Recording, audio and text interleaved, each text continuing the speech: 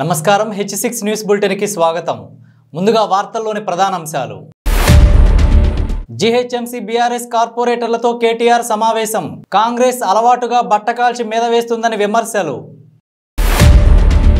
రోజా ఇలాకాలో నిప్పులు చెరిగిన షర్మిల. రోజమ్మ నోరుంది కదా అని పారేసుకోవద్దని హితవు. గుంటూరు కలెక్టరేట్లో వైద్య ఆరోగ్య శాఖ అధికారులతో తాగునీటి సరఫరాపై మంత్రి విడుదల సమీక్ష. కలుషిత నీరు సరఫరా అవుతుందంటూ విపక్షాలు నిందలు వేస్తున్నాయంటూ ఆగ్రహం.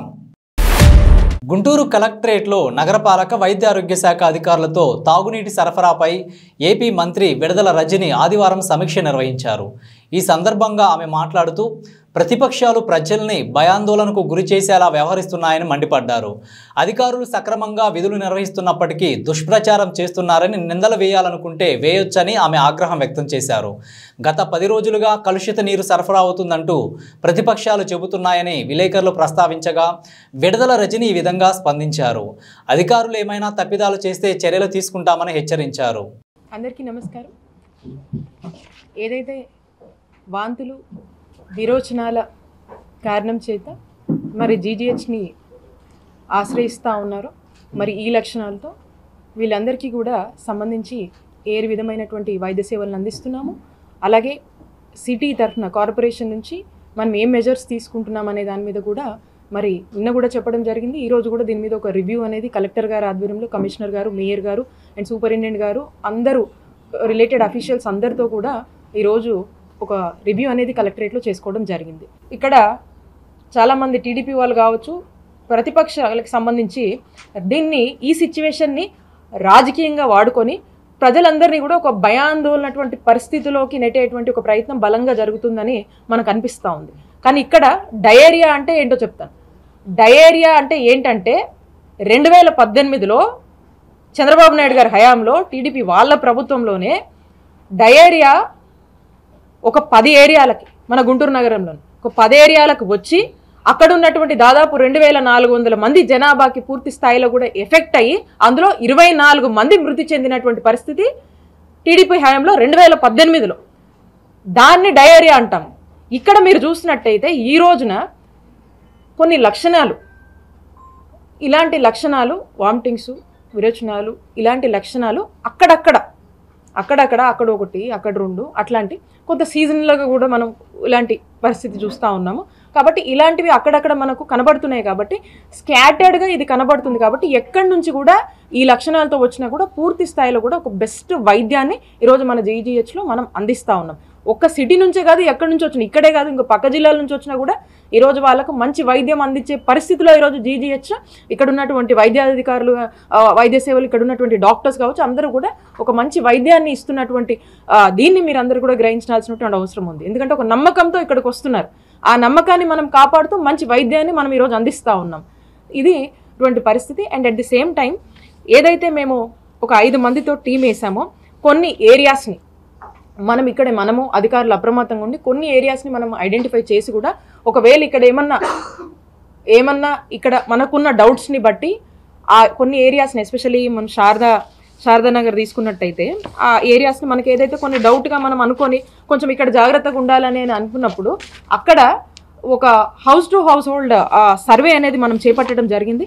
ఆ సర్వే కూడా పూర్తి స్థాయిలో కూడా మనము ఒక 32 టీమ్స్తో ఆ సర్వేని మనం అక్కడ చేసాము.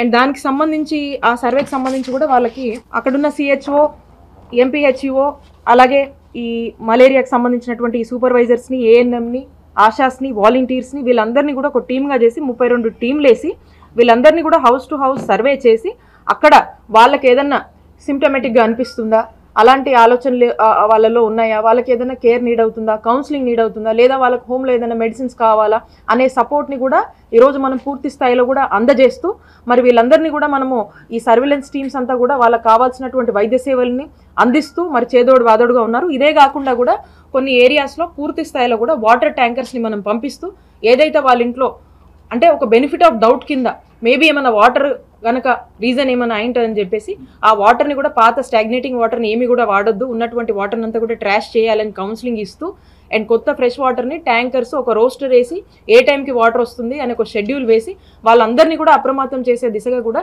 మరి ఈరోజు ఇక్కడ ఉన్నటువంటి అధికారులందరూ కూడా వాళ్ళు ఈ విధులు నిర్వహిస్తున్నారు. అండ్ ఇంకా కూడా వెరిఫై చేస్తున్నాం పూర్తిగా. అటు హెల్త్ డిపార్ట్మెంట్ కావచ్చు, ఇటు కార్పొరేషన్ తరఫున కావచ్చు, కలెక్టర్ గారు మానిటర్ చేస్తూ ఉన్నారు. అన్ని విధాలుగా కూడా ఏమి కావాలన్నా కూడా పూర్తి స్థాయిలో అన్ని సదుపాయాలు కల్పిస్తూ, అవగాహన కల్పిస్తూ, దీనికి రూట్ కాజ్ ఫైండ్ అవుట్ చేస్తూ, కావాల్సినటువంటి కేర్ని, ఈ ఫెసిలిటీస్ని అన్నీ కూడా ప్రొవైడ్ చేస్తూ ఈ సిచ్యువేషన్ని మనం ట్యాకిల్ చేస్తూ ఎక్కడ కూడా ప్రజలు ఆందోళన పడి ఇబ్బందులు పడి ఒక ఫాల్స్ నోషన్కి వెళ్ళేటువంటి పరిస్థితి ఏమీ లేదు. అంతా కూడా సిచ్యువేషన్ కంట్రోల్లోనే ఉంది. మేమంతా కూడా పూర్తి స్థాయిలో కూడా దీన్ని మేము బాధ్యతగా ఉన్నాము, మానిటర్ చేస్తున్నాము. కాబట్టి ఎక్కడ ఎటువంటి ఇబ్బంది లేకుండా కూడా వైద్య సేవల్ని మన జీజీహెచ్లో పూర్తి స్థాయిలో కూడా అందిస్తున్నాము. And at the same time యూపీహెచ్సిలో కూడా ఏదైతే ఇందాక శారదా కాలనీకి సంబంధించి అంటూ ఉన్నామో అక్కడ యూపీహెచ్సిని కూడా 3 షిఫ్ట్స్ మనం రన్ చేస్తున్నాము. పూర్తి స్థాయిలో కూడా షిఫ్ట్కి ఉండే డాక్టర్స్, సపోర్టింగ్ 5 మెంబర్స్ స్టాఫ్ని కూడా మనము వాళ్ళకు అలొకేట్ చేసి పూర్తిగా 24/7 మనం రన్ చేస్తూ ఉన్నాము. అండ్ మనకు పూర్తి స్థాయిలో మనం చూసినట్టయితే సిటీలో అన్నీ ఇప్పటికే ఒక 8 AM to 2 PM ఒక షిఫ్ట్, 2 PM to 8 PM ఒక షిఫ్ట్, 8 PM to మళ్ళీ 8 AM వరకు ఒక షిఫ్ట్ పెట్టి మనం రన్ చేస్తూ ఉన్నాము. పూర్తిగా దాదాపు మనకు ఇప్పటికే ఒక 30 యూపీహెచ్సీల వరకు కూడా ఉన్నాయి. అంటే పాతవి కావచ్చు, కొత్తవి కావచ్చు, అన్నీ కూడా పూర్తి స్థాయిలో పనిచేసేలాగా అన్నీ కూడా మేము మానిటర్ చేస్తున్నాము. ఎక్కడ ఎవరికి ఏ డౌట్స్ వచ్చినా, ఏ అవసరం వచ్చినా, ఏ హెల్ప్ కావాలన్నా కూడా ఒక టోల్ ఫ్రీ నెంబర్ని కూడా మనము ఈ హెల్త్ డిపార్ట్మెంట్ కంట్రోల్ రూమ్ని ఒకటి టోల్ ఫ్రీ నెంబర్ని కూడా పెట్టాము. ఇది వచ్చేసి నంబర్ నేను చెప్తాను. ఎవరికి ఏ కన్సర్న్స్ ఉన్నా, ఎక్కడికి వెళ్ళాలనిపించినా, ఏ సిమ్టమ్స్ అనిపించినా కూడా 8341396104 అనే నంబర్లో సంప్రదించవచ్చు. దయచేసి మీడియా వాళ్ళు కూడా ఈ నెంబర్ని కొంచెం హైలైట్ చేయవలసిందిగా కోరుతా ఉన్నాను. ఎందుకంటే ఎవరికి ఏ కన్సర్న్స్ ఉన్నా కూడా ఈ నెంబర్లో సంప్రదించవచ్చు. ఈ నెంబర్లో వాళ్ళకి కావాల్సినటువంటి ఇమీడియట్ హెల్ప్ లైన్ డెస్క్గా ఇది పనిచేస్తూ ఉంటుంది. కాబట్టి ఈ నెంబర్లో ఎవరైనా కూడా సంప్రదించి వాళ్ళకి కావాల్సినటువంటి ఇన్ఫర్మేషన్ని ఈ నెంబర్ త్రూ తీసుకోవచ్చు. వైద్య సేవలు అందని బాధితులు 8341396104 నెంబర్కు ఫోన్ ద్వారా ఫిర్యాదు చేయాలని సూచించారు. ప్రతిపక్షాలకి చెప్తా ఉన్నాము, కేవలము మీ రాజకీయ ఉనికి కోసము, కేవలము మీ మీడియా పాపులారిటీ కోసము, కేవలం హడావిడి చేస్తే ఏదో మీడియాలో బాగా చూపిస్తారు, వాళ్ళు హైలైట్ అవుతారు అనే దానికోసము వాళ్ళు చేస్తూ ఉన్నారు. ప్రజలు అన్నీ కూడా గమనిస్తూ ఉన్నారు. దాన్ని పూర్తిగా మేము ఖండిస్తున్నాము. ఇక్కడ ప్రజలకు ఒక బాధ్యత గల ప్రభుత్వంగా గౌరవ ముఖ్యమంత్రి వారు శ్రీ వైఎస్ జగన్మోహన్ రెడ్డి గారి నాయకత్వంలో ఇక్కడ మేమంతా కూడా బాధ్యతతో కూడి ఈరోజు ప్రజలకు మెరుగైన వైద్య సేవలు అందించే దాంట్లో ఎక్కడ కూడా రాజీ పడకుండా మేము పనిచేస్తున్నాము. ఇక్కడ ఉన్నటువంటి అధికారులు కూడా 24/7 అవైలబుల్గా ఉండి వీలైనంత వరకు కూడా కావాల్సిన అన్ని విషయాల మీద అటు కార్పొరేషన్ వైపు గురించి కానీ, కావాల్సినటువంటి అన్ని ఫెసిలిటీస్ మీద కానీ, ఇటు వైద్య ఆరోగ్య శాఖ పరంగా కానీ అన్ని ఫెసిలిటీస్ మీద 100% ఎఫర్ట్స్ని మేము పెట్టి పనిచేస్తూ ఉన్నాము. ఎవ్వరూ కూడా భయపడాల్సిన పని లేదు, ఆందోళన పడాల్సిన అవసరం అంతకన్నా లేదు.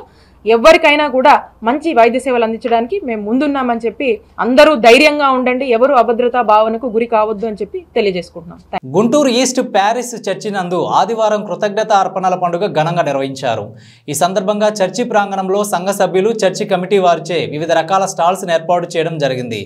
ఈ సందర్భంగా పాస్టర్ సతీష్ మాట్లాడుతూ క్రీస్తు యొక్క శిలువ త్యాగాన్ని స్మరించుకుంటూ ఆయనకు కృతజ్ఞత కలిగి జీవించాలని, దానిలో భాగంగానే మన జీవితంలో మనకు లభించే ప్రతి దానిలో కూడా దేవునికి కృతజ్ఞత కలిగి ప్రథమ ఫలాల్లో దేవునికి అందించాలని, ఆ దిశగా ప్రతి మానవుడు కూడా అడుగులు వేయాలనే ఉద్దేశంతో ఈ పండుగ నిర్వహించడం జరుగుతుందని తెలిపారు.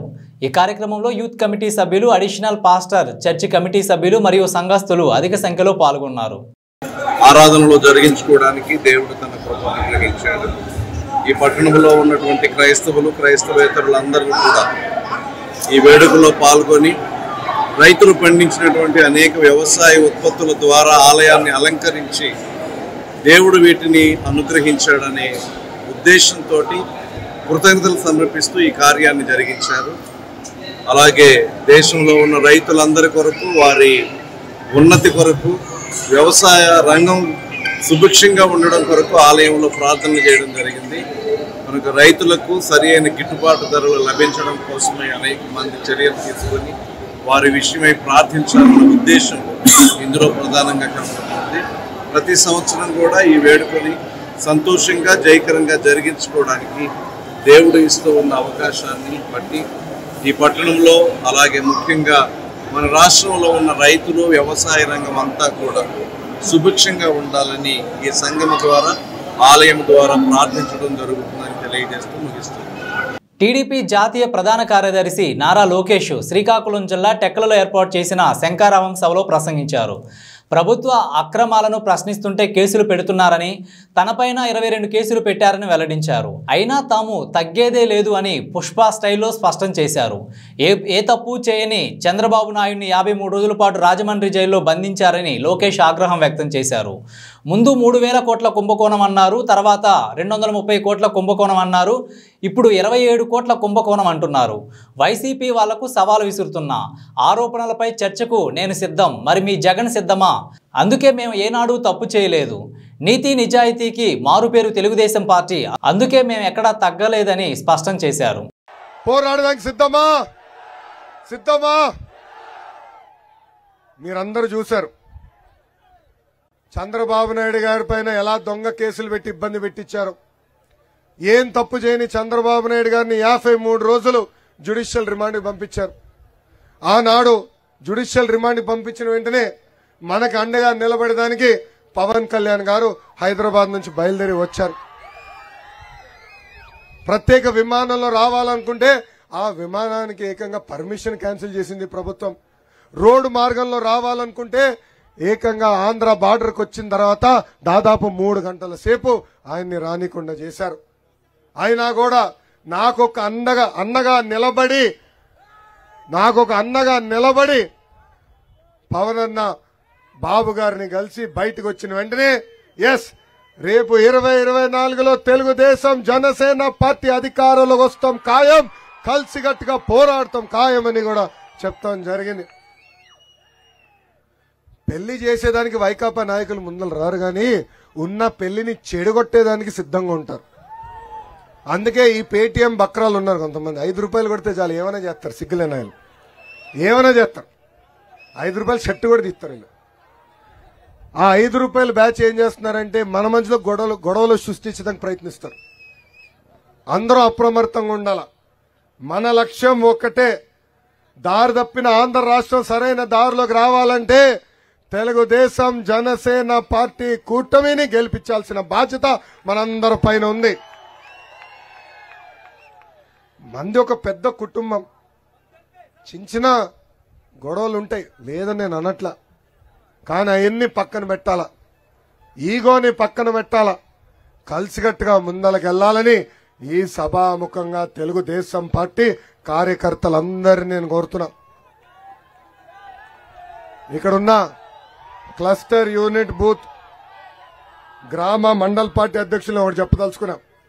బాధుడే బాధుడు, ఇదేమి కర్మ మన రాష్ట్రానికి. బాబు షూరిటీ భవిష్యత్తు గ్యారంటీ, ఇప్పుడు బాబు సూపర్ 6 మనం ప్రజల్లోకి తీసుకెళ్లాలి. గతంలో ఎవరు ఏం చేశారో నాకు తెలుసు, మీరే చూశారు. బాబు షూరిటీ భవిష్యత్ గ్యారంటీ టెక్నాలజీతో కూడించి మనం కార్యక్రమం చేశారు. సో రేపు శిరీషక్క నాకు చెప్పాల్సిన అవసరంలా, పలాసాని కొడితే ఎవరు బాగా పనిచేశారో నాకు కంప్యూటర్లో తెలిసిపోతుంది. వాళ్ళకే నామినేటెడ్ పోస్టులు ఇచ్చే బాధ్యత నేను తీసుకుంటా. సీనియర్లకి జూనియర్లు నేను గౌరవిస్తా, కానీ పనిచేసే వాళ్ళని మటుకు నేను ప్రోత్సహిస్తానని ఈ సభాముఖంగా తెలుపుతున్నా. ఎవరు బూత్లో అయితే బాగా పనిచేస్తారో, ఎవరు బూత్లో అయితే ఎక్కువ మెజారిటీ ఇస్తారో వాళ్ళకే పెద్ద పీట వేసే బాధ్యత నేను తీసుకుంటానని సభాముఖంగా హామీ ఇస్తూ, అన్న ఎన్టీఆర్ దేవుడు, చంద్రబాబు నాయుడు గారు రాముడు, కానీ వైకాపా నాయకులకి మీ లోకేష్ మూర్ఖుడు. నేను ఎవరిని వదిలిపెట్టను, వడ్డీతో సహా చెల్లించే బాధ్యత నేను తీసుకుంటానని ఈ సభాముఖంగా హామీస్తూ, నాకు ఈ అవకాశం ఇచ్చిన మీ అందరికీ పేరు పేరున నా హృదయపూర్వక ధన్యవాదాలు తెలుపుకుంటూ మీ అందరి దగ్గర నుంచి నేను సెలవు తీసుకుంటున్నాను. గుంటూరు నగర మహిళా మనుల కోసం మహిళలకు అవసరమైన అన్ని రకాల వస్తువులను ఒకే చోట అందించేందుకు అతిపెద్ద విశాలవంతమైన ప్రాంగణంలో నూతనంగా ఎన్టీఆర్ స్టేడియం దగ్గర మహిళా లోక్ షోరూం ప్రారంభోత్సవం ఘనంగా నిర్వహించారు. ఈ సందర్భంగా వారు మాట్లాడుతూ మహిళా మను కోసం ప్రత్యేకంగా మేకప్ సంబంధించిన వస్తువులు, ఇమిటేట్ జ్యువెలరీ అన్ని రకాల వస్తువులు కూడా అందుబాటులో ఉన్నాయని, నూతన ప్రారంభోత్సవం సందర్భంగా ప్రత్యేక డిస్కౌంట్లు కూడా అందిస్తున్నట్లు తెలియజేశారు. ఈ కార్యక్రమంలో బంధుమిత్రులు, స్నేహితులు, శ్రేయోభిలాషులు పాల్గొన్నారు. నా పేరు మాధవరావు అండి. తన పేరు రాజరాజేశ్వరి. మా షాప్ పేరు ఇంతకుముందు మహిళాలోక్ అని ఉండేది. ఈరోజు కొత్తగా న్యూ మహిళాలోక్ అనేది ఓపెన్ చేస్తున్నాం. మహిళాలోక్ అనేది 96లో స్టార్ట్ చేశాము. ఈ రోజుకి కూడా అది రన్నింగ్లోనే ఉంది. బృందావన్ గార్డెన్ సెంటర్లో ఎన్టీఆర్ స్టేడియంకి ఆపోజిట్లో ఉంటుంది. ఈ కొత్త షాపు పెట్రోల్ బంక్ ఆపోజిట్లో ఉంటుంది, గార్డెన్ సెంటర్లోనే. ఈ షాప్కి అప్పటి నుంచి ఉన్న కస్టమర్స్, ఇక్కడ నుంచి స్టేట్స్కి వెళ్ళిన పిల్లలు కూడా మళ్ళీ ఇక్కడ గుంటూరు వస్తే తిరిగి మా షాప్కే వస్తారు. ఎందుకంటే ఇక్కడ ఉన్న క్వాలిటీలు కానీ, ఇక్కడ ఉన్న ప్రైస్ కానీ, అప్ టు డేట్ మోడల్స్ కానీ ఆ విధంగా ఉంటాయి. ఇప్పుడు ఈ షాప్ ఓపెనింగ్ సందర్భంగా ఏ కాస్మెటిక్స్కి అయినా కూడా మినిమం 10% మీకు ఫ్యాన్సీ జ్యువెలరీ వీటన్నిటికీ కూడా 10 నుంచి 30% దాకా డిస్కౌంట్ ఇస్తున్నాము.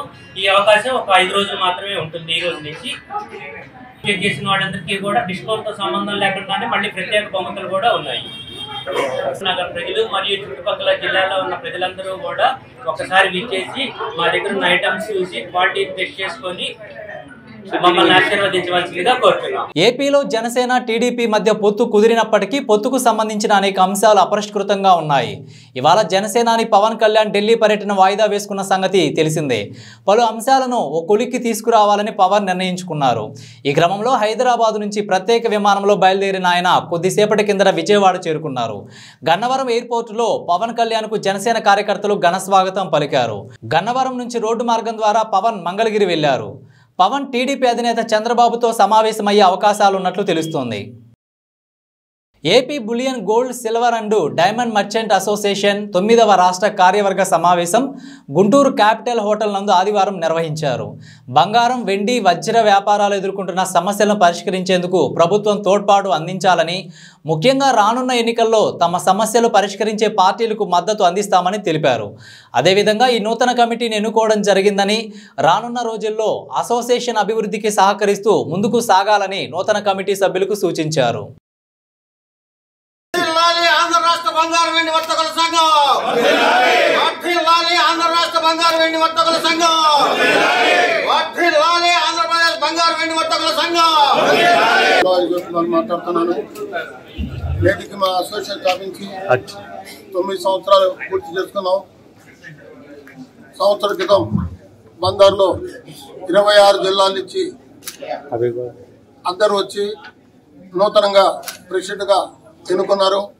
చీఫ్ ఆర్గనైజర్గా శాంతిలాల్ గారు, అదే రకంగా సెక్రటరీగా బిఎంఆర్ శంకర్ గారు, ట్రెజరీగా అనిల్ కుమార్ గారు, మేమందరం 26 జిల్లాలకి 26 వైస్ ప్రెసిడెంట్ని, 26 సెక్రటరీలని, 26 జాయింట్ సెక్రటరీలని నిర్ణయించడం జరిగింది. అదే రకంగా ఆంధ్రప్రదేశ్లో అన్ని అసోసియేషన్ల కన్నా బంగారకోట అసోసియేషన్ చాలా బలంగా ఉందని నేను మనస్ఫూర్తిగా చెప్పగలుగుతున్నాను. దాదాపు 350 మంది మా కమిటీ మెంబర్లు ఉన్నారు.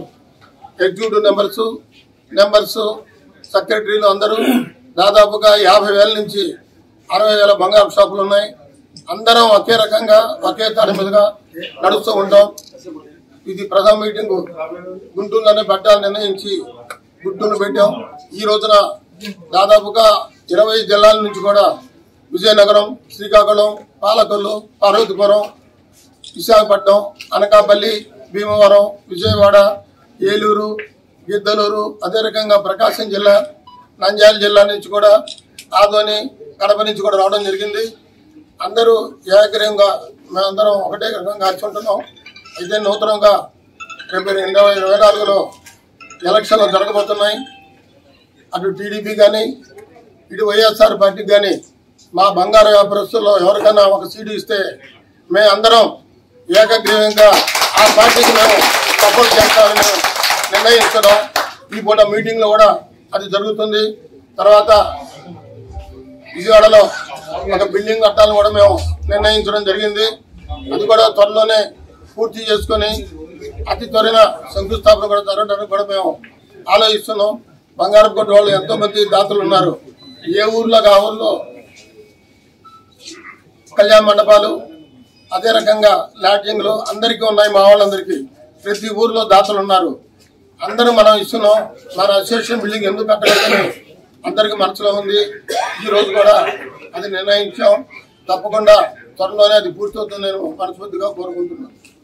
ఆంధ్రప్రదేశ్ రాష్ట్ర బంగారు వెండి వర్తకుల సంఘం అధ్యక్షులుగా 9వ పర్యాయము కపిలివాయి విజయ్ కుమార్ గారు ఎన్నిక కావటం చాలా సంతోషదాయకం. అదేవిధంగా రాష్ట్రంలో బంగారు వెండి వర్తకుల సంఘ ఏ సమస్య వచ్చినా కానీ ముందుండి నడిపేటటువంటి వ్యక్తి కపిలివాయి విజయ్ కుమార్ కావటం మాకు చాలా సంతోషదాయకం. అదేవిధంగా రాష్ట్ర కమిటీలో అన్ని రకాల వ్యాపారస్తులకు అన్ని వర్గాల వారికి సముచిత స్థానం కల్పించినటువంటి ఏకైక వ్యక్తి కపిలివాయి విజయ్ కుమార్ గారు. అన్ని వ్యాపార సంఘాలను కలుపుకొని వెళ్లి అన్ని సంఘాలకు తగిన ప్రతిపత్తి కల్పించినటువంటి వ్యక్తి కూడా విజయ్ కుమార్ అని చెప్పేసి తెలియజేస్తా ఉన్నాం. మాకు రాష్ట్రంలో బంగారు వెండి వ్యాపారస్తులకి ఏ సమస్య వచ్చినా నేను ముందుండి మీ సమస్య పరిష్కారం కోసం ప్రయత్నం చేస్తున్నటువంటి వ్యక్తి కూడా కపిలివాయి విజయ్ కుమార్ కావటం, వారి కమిటీలో మేమందరం కూడా పార్టిసిపేట్ చేయడం కూడా చాలా సంతోషదాయకమని తెలియజేస్తా ఉన్నాం. రేపు జరగబోయే ఎలక్షన్ లో కూడా మా వ్యాపారస్తులు సుమారు 50-60 వేల షాపులు ఉన్నాయి కాబట్టి ఏ పార్టీ వారైనా గుర్తింపు ఇచ్చినట్లయితే, ఎక్కడో ఒక చోట సీటు కనుక ఇచ్చినట్లయితే తప్పకుండా మా బంగారు వ్యాపారస్తులందరూ కూడా మా యొక్క వ్యక్తితో పాటు అందరం కూడా పార్టీకి సహకరిస్తామని చెప్పేసి కూడా మేము తెలియజేస్తా ఉన్నాం. బంగారు వ్యాపారస్తులందరూ ఐక్యంగా ఉండటం వల్ల ప్రభుత్వం చేసినటువంటి జీవోలో తప్పిదాలను కూడా ప్రశ్నించడానికి మాకు హక్కు కలిగిందని చెప్పేసి కూడా మేము సంతోషపడతా ఉన్నాం. నిన్నగాక మొన్న తూనికల కొలత వాళ్ళు, ఎక్సైజ్ శాఖ వాళ్ళు గాని సచివాలయ ఉద్యోగులకి మా మీద హుకుం జారీ చేసే విధంగా కొన్ని చట్టాలు తీసుకురావటం, ఆ చట్టాలని విజయ్ కుమార్ గారి సమక్షంలో మేము వ్యతిరేకించటం, వాటిని రద్దు చేయడం కూడా ప్రభుత్వం కల్పించిందని చెప్పేసి మేము చాలా సంతోషంగా తెలియజేస్తా ఉన్నాం.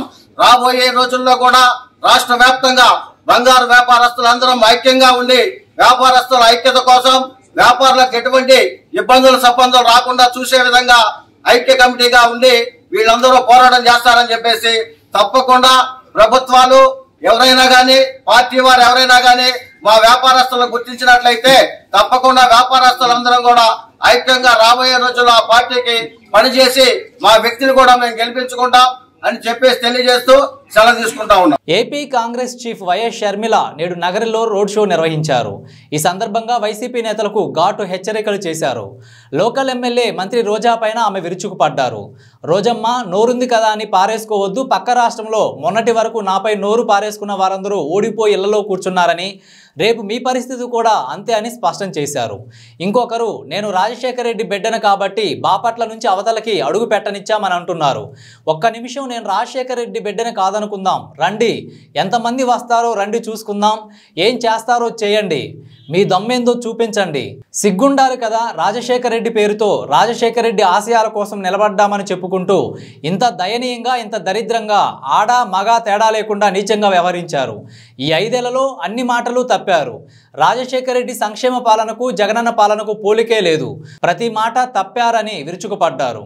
ప్రాణము అందరికీ తెలుసు. ఈ ఆంధ్ర రాష్ట్రంలోనే 54 ప్రాజెక్టులను తలబెట్టాడు రాజశేఖర రెడ్డి గారు. ఆ 54 ప్రాజెక్టుల జలయజ్ఞంలో 12 ప్రాజెక్టులు రాజశేఖర రెడ్డి గారే పూర్తి చేశారు. మిగిలిన ప్రాజెక్టులను ఎవరూ ముట్టుకోలేదు. జగనన్న గారు ఆ రోజు మేనిఫెస్టోలో చెప్పిన విషయము, మేము అధికారంలోకి వచ్చాక రాజశేఖర రెడ్డి గారి జలయజ్ఞంలోని అన్ని ప్రాజెక్టులను పూర్తి చేస్తాము అన్నారు. మరి ఏమైంది? ఒక ప్రాజెక్ట్ అయినా పూర్తయిందా? తట్టెడు మట్టి ఎత్తి మళ్ళీ ఇటు పోసారా? జలయజ్ఞంలో ప్రాజెక్టులు పూర్తి చేస్తామన్నారు. నవరత్నాలలో అదొక రత్నం. మరి ఏమైంది ఆ రత్నం? ఎక్కడ పోయింది జలయజ్ఞం? ఇదేనా రాజశేఖర రెడ్డి గారి ఆశయాలను నిలబెట్టడం అంటే? ఇక్కడ గాలేరి నగరి ప్రాజెక్టు పూర్తయితే ఈ ప్రాంతానికి ఎన్ని నీళ్లు వచ్చును? 6 నెలల్లో పూర్తి చేస్తానన్నాడు.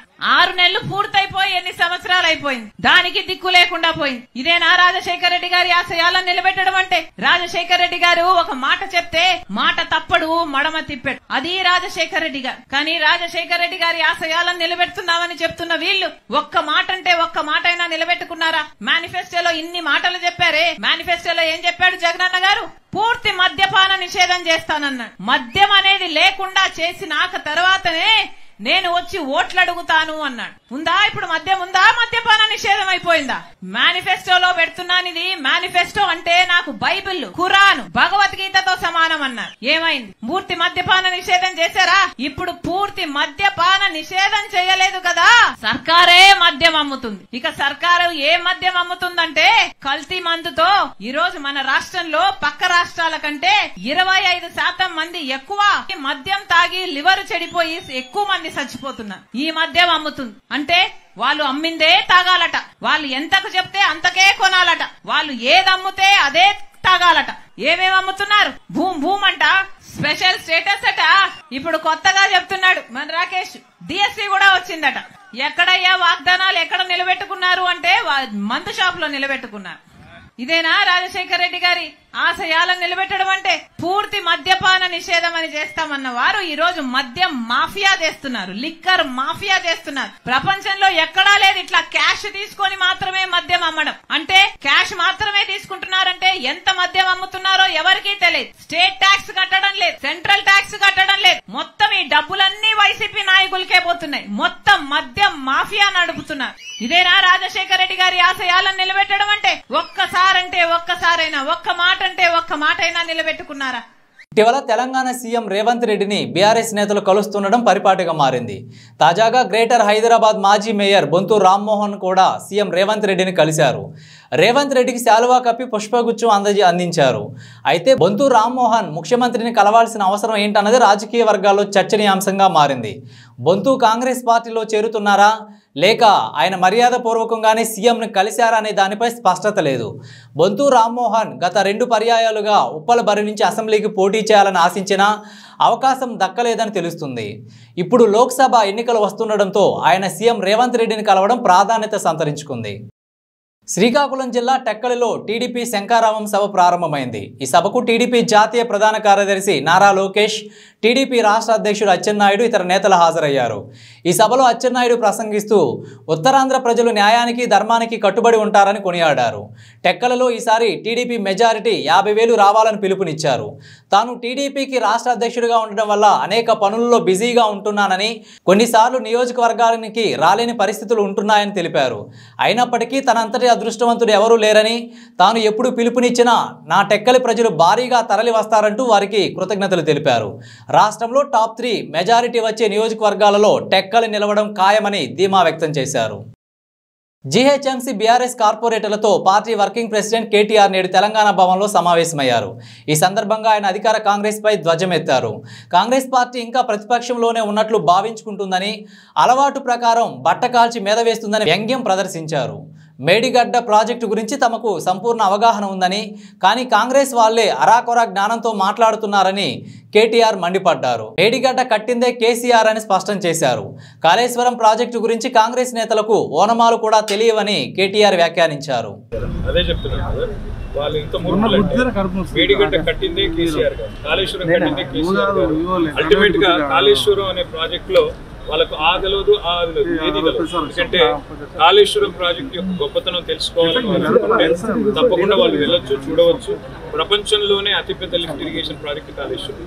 దానిలో ఒక మేడిగడ్డ బరాజ్ లో ఏదో చిన్న సమస్య వస్తే దాన్ని భూతత్వంలో పెట్టి కాళేశ్వరం ఫెయిల్ అయిందని ఎవరైనా చెప్పాలనుకుంటే అది వాళ్ళ మూర్ఖత్వం అవుతుంది. ఎందుకంటే సూర్యుడి మీద ఉమ్మేస్తే వచ్చి మనం ఉమ్మేది పడుతుంది. కాళేశ్వరం ప్రాజెక్ట్ యొక్క ఒక్కసారి మొత్తం డెప్త్ ఏంటనేది వాళ్ళు అర్థం చేసుకుంటే ఎన్ని బరాజులు ఉన్నాయి, ఎన్ని పంప్ హౌసెస్ ఉన్నాయి, ఎన్ని గ్రావిటీ కెనాల్స్ ఉన్నాయి, ఎన్ని టన్నల్స్ ఉన్నాయి, ఇది వాళ్ళు ఒకసారి చూసి తెలుసుకొని కొంత ఇంగిత జ్ఞానం కూడా తెచ్చుకుంటే కాంగ్రెస్ వాళ్ళు కూడా మంచిది. మేము కట్టిందే మేము స్వామి, వాళ్ళు చూడాలి, మేముగా చూడాల్సింది. ఈ రోజు నేను మీకు కానీ రాష్ట్ర ప్రజలకు కానీ చేసే విజ్ఞప్తి ఏమంటే, కాళేశ్వరం ద్వారా వచ్చిన పంటలు, కాళేశ్వరం ద్వారా పండిన పంటల వల్లనే తెలంగాణ ఈరోజు భారతదేశానికి ధాన్య భాండాగారం అయింది, అన్నపూర్ణగా మారింది. కాబట్టి కాళేశ్వరం సక్సెస్ గురించి కొత్తగా మాకు చెప్పాల్సిన అవసరం కానీ, అందులో ఏమైనా చిన్న చిన్న లోపాలు ఉంటే ప్రభుత్వం దగ్గరే మొత్తం అధికార యంత్రాంగం ఉంది, దాన్ని మంచిగా పూర్తిగా సవరించమనండి. చక్కగా ఎక్కడన్నా చిన్న లోపాలు ఉంటే ఎత్తి చూపమనండి, మాకు అభ్యంతరం లేదు. కానీ దీన్ని ఏదో రాజకీయంగా వాడుకుంటామంటే వాళ్ళు ప్రతిపక్షంలో లేరు. వాళ్ళు మాట్లాడితే మమ్మల్ని అంటున్నారు ఇంకా మేమేదో అధికారంలో ఉన్నామని అనుకుంటున్నాం అంటారు. కానీ వాస్తవం ఏంటంటే వాళ్ళకి ఇంకా అధికారంలో ఉన్నట్టు వాళ్ళకే అనిపిస్తలేనట్టు. మేమే అధికారంలో ఉన్నాం, వాళ్ళు ప్రతిపక్షంలో ఉన్నారన్నట్టు ఇంకా కూడా బట్టగాల్చి మీ చేసే ప్రయత్నం చేస్తున్నారు. ఏ ఎంక్వైరీ అన్నా చేసుకోండి అని పోయిన శాసనసభ సమావేశంలో చెప్పాము. ఇప్పుడు కూడా అదే మాట మీద ఉన్నాం. ఎక్కడైనా తప్పులు జరిగితే బయట పెట్టండి, ప్రజల ముందు పెట్టండి, మాకు అభ్యంతరం లేదు. ఎక్కడైనా లోటుపాట్లుంటే, ఇంజనీరింగ్ లోటుపాట్లుంటే సవరించండి, ప్రభుత్వం మీచి. అంతేగాని ఒక అద్భుతమైన ప్రాజెక్టుని ఇవాళ బట్టగాల్చి మీదేసి దాన్ని ఏదో బ్రష్ పట్టిద్దాం అనుకుంటే అది మీ అమాయకత్వం మాత్రం. బులెటిన్ ముగించే ముందు ముఖ్యాంశాలు మరొకసారి చూద్దాం. జీహెచ్ఎంసీ బీఆర్ఎస్ కార్పొరేటర్లతో కేటీఆర్ సమావేశం. కాంగ్రెస్ అలవాటుగా బట్టకాల్చి మీద వేస్తుందని విమర్శలు. రోజా ఇలాకాలో నిప్పులు చెరిగిన షర్మిల. రోజమ్మ నోరుంది కదా అని పారేసుకోవద్దని హితవు. గుంటూరు కలెక్టరేట్లో వైద్య ఆరోగ్య శాఖ అధికారులతో తాగునీటి సరఫరాపై మంత్రి విడుదల సమీక్ష. కలుషిత నీరు సరఫరా అవుతుందంటూ విపక్షాలు నిందలు వేస్తున్నాయంటూ ఆగ్రహం. ఇవి ఇప్పటి వరకు ఉన్న అప్డేట్స్. మరిన్ని అప్డేట్స్ కోసం చూస్తూనే ఉండండి H6 న్యూస్. ప్రజా శ్రేయస్సే మా లక్ష్యం.